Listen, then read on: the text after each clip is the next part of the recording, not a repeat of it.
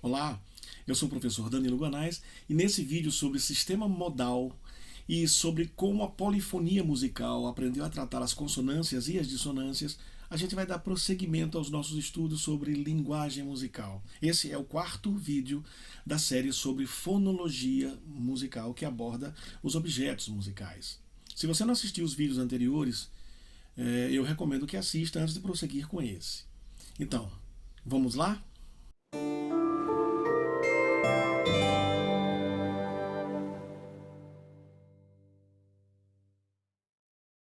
O fato de não existir uma lógica ou simetria na estrutura da escala faz parecer que a definição de quem é o primeiro grau é uma questão de simples escolha. Até porque, para construir essa escala que para nós é familiar, ainda no primeiro vídeo sobre fonologia musical, eu determinei o sentido das quintas justas.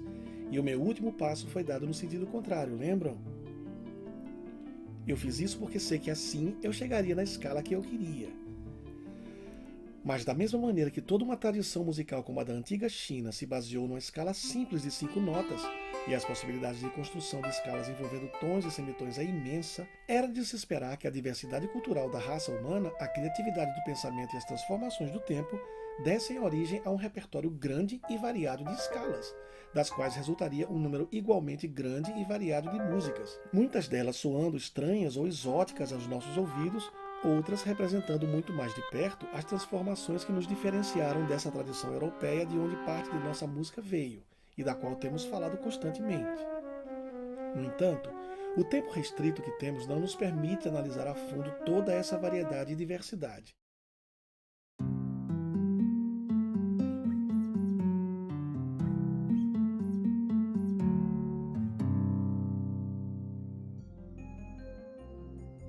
Vamos voltar agora à nossa escala tradicional diatônica e familiar. Aliás, vamos dar alguns passos para trás e ver o que acontece se eu, desde que escolhi a primeira nota da escala, tivesse feito as minhas escolhas exatamente ao contrário.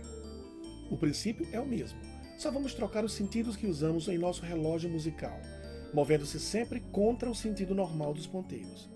Ao final da volta completa, chegamos novamente na oitava. Nosso intervalo de quinta justa, 7 semitons, partindo da mesma origem de antes, mas no sentido inverso, cai agora sobre o número 5. A partir dele, fazemos todos os movimentos novamente, incluindo aquele último, que teve o sentido trocado, agora para o sentido normal do relógio. Como usamos o si bemol, vou optar por usar aqui o ré bemol. Perceba que nós continuamos com a escala começando e terminando nas mesmas notas, mas o modo como subimos foi muito diferente, com os semitons aparecendo agora entre o primeiro e o segundo graus e entre o quinto e o sexto graus.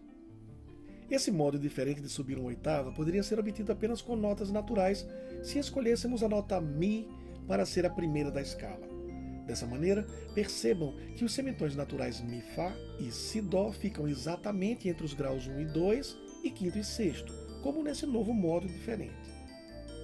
Os primeiros teóricos nos ensinaram que cada nova disposição dos semitons naturais na subida resulta num novo conjunto chamado modo. Então, cada vez que você mudar a localização dos semitons naturais em sua subida vai gerar um modo diferente, cada um deles com seu próprio caráter. Os gregos chamavam esse caráter de ethos. É daí que vem ética, caráter. Os nomes dados aos modos também são gregos. Se começarmos da nota Dó, subindo sempre com notas naturais, teremos o modo jônico, que corresponde à escala de Dó. O início de asa branca no modo jônico soa assim.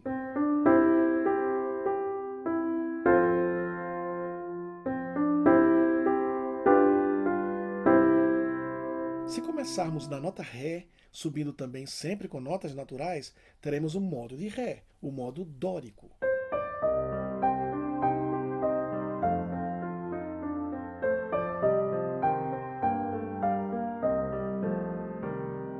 O modo de Mi é chamado frígio, é bem melancólico e fechado.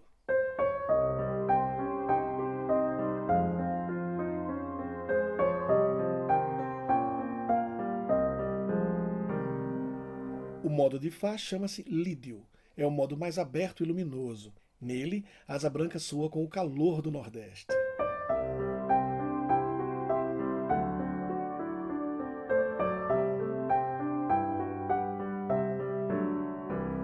O modo de Sol é o modo mixolídio.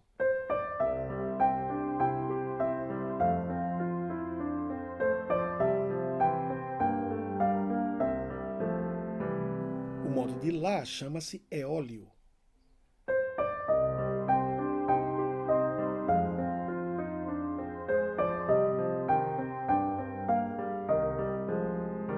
O modo de Si chama-se lócreo. É o que tem o caráter mais escuro e introspectivo de todos. Produz um início de asa branca muito fechado e triste.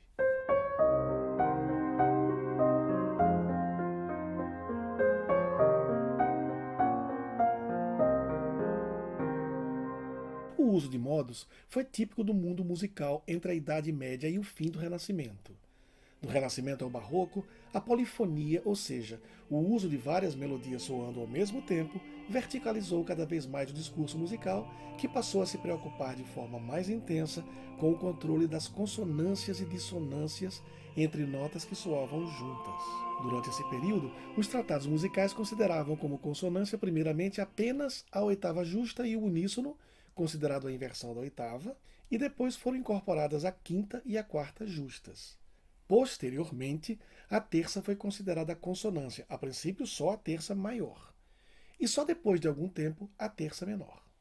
Na Idade Média dava-se mais importância à música sacra, e nenhum gênero de música medieval representa mais essa igreja do que o canto gregoriano, essa oração cantada que teoricamente seria inspirada pelo Espírito Santo e que foi sistematizada em sua notação na passagem do século VI para o século VII pelo Papa Gregório Magno.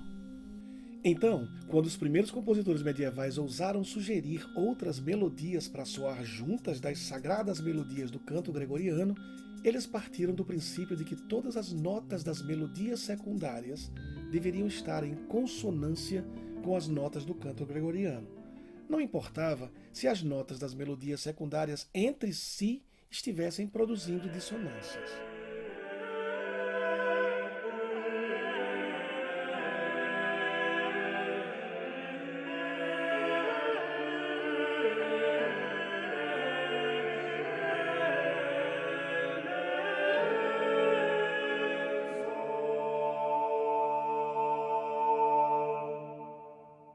Os compositores do Renascimento, no entanto, nos ensinaram a melhor maneira de tratar a dissonância. Assim, se uma nota vai provocar uma dissonância, ela aparece antes como uma consonância.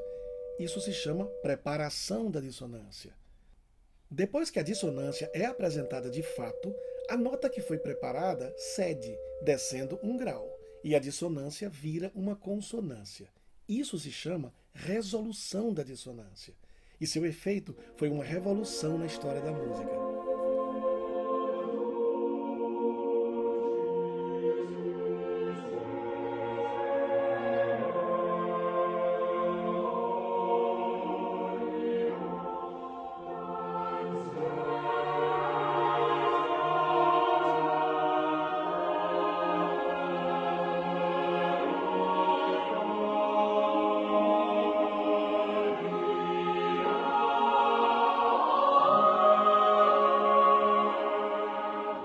Com o passar do tempo, a preparação deixou de ser obrigatória, ou seja, dissonâncias poderiam ser atacadas diretamente e, pelo movimento de uma das notas em qualquer direção, tínhamos diversas possibilidades de resolução.